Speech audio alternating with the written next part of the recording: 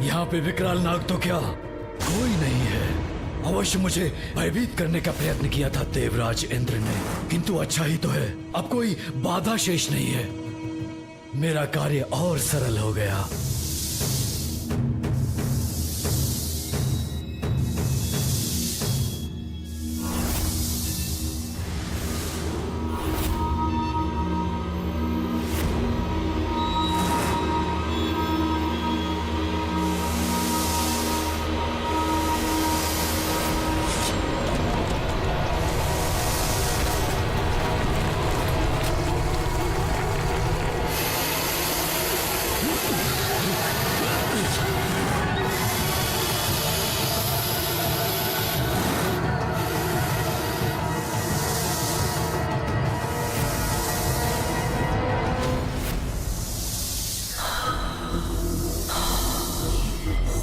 नाग, तो सत्य था देवराज का कथन, इन्हें अपने मार्ग से हटाना ही होगा।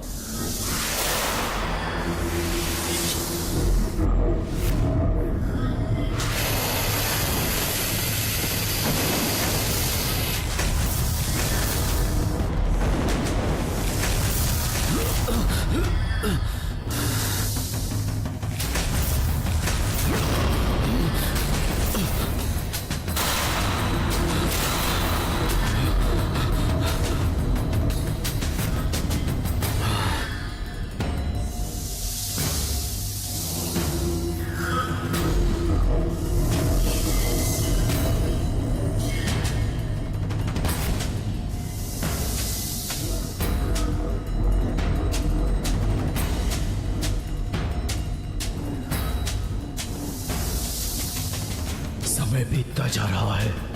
अमृत कलश कितने निकट पहुंचकर भी उसे ना पा सका तो संकट में पड़ जाऊंगा मैं।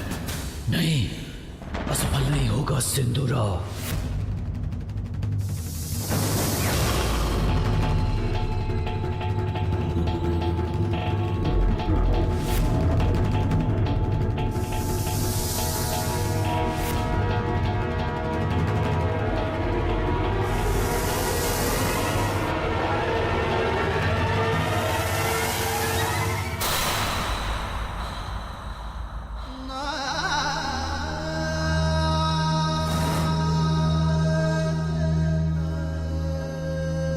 मुझे क्षमा कर दीजिए गजानन। रुकिए देवराज, आप मेरे बड़े हैं और बड़े छोटों के पांव स्पर्श नहीं करते।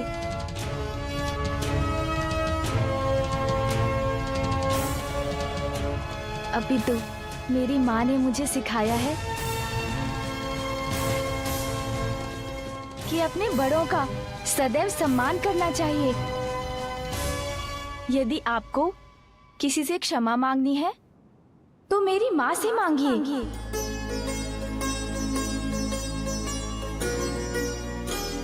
क्योंकि आपके शब्दों ने तो उनको दुख पहुंचाया था।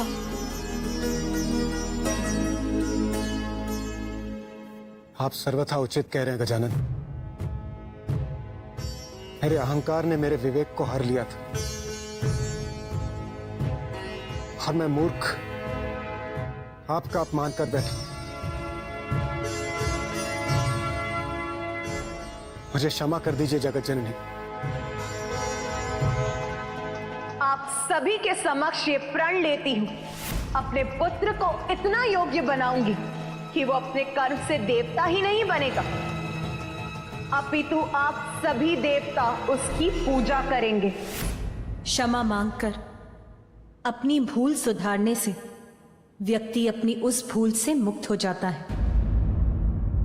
मुझे आपकी क्षमा याचना स्वीकार है इंद्रदेव।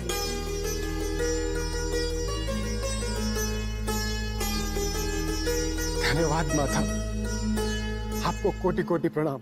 मां हूं मैं, अपनी संतानों से दुखी होकर उनका अहित होते नहीं देख सकती,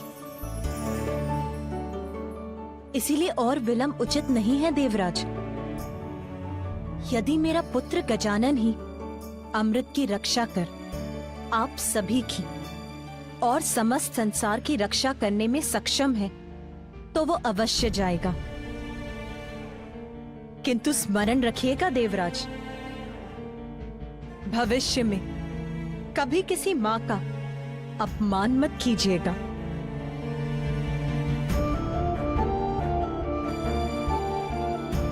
पुत्र गजानन, ये तुम्हारे जीवन की प्रथम चुनौती है। आज तक तुमने जो भी किया, जो भी सीखा, वो इसी चुनौती का सामना करने की तैयारी थी। जाओ पुत्र, और सफल होकर लौटो।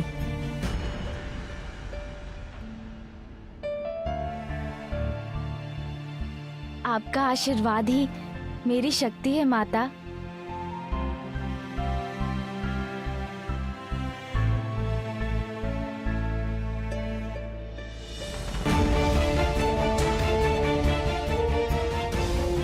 प्रणाम पिताश्री।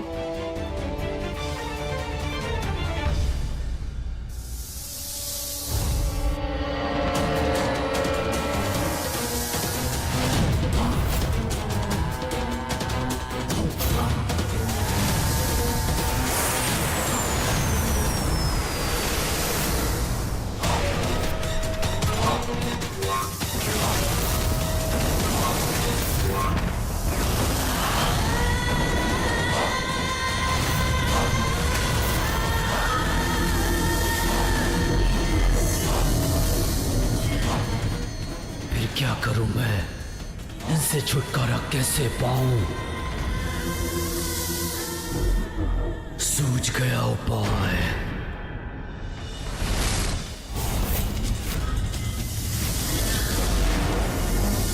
मुझे ढूंढ रहे हो ना तुम दोनों? देखो मैं यहां हूं।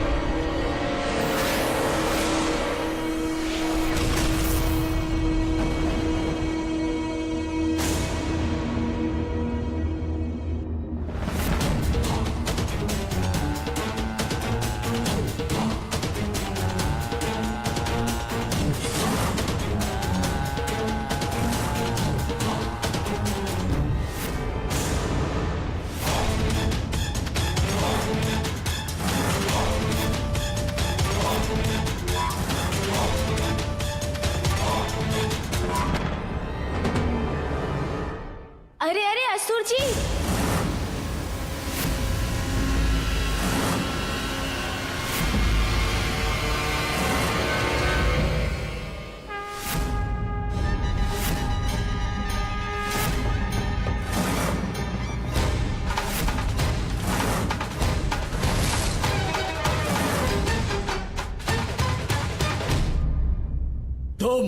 तुम यहाँ क्या कर रहे हो? यदि मुझे अमृत प्राप्त करने से रोकने आए हो तो देख लो।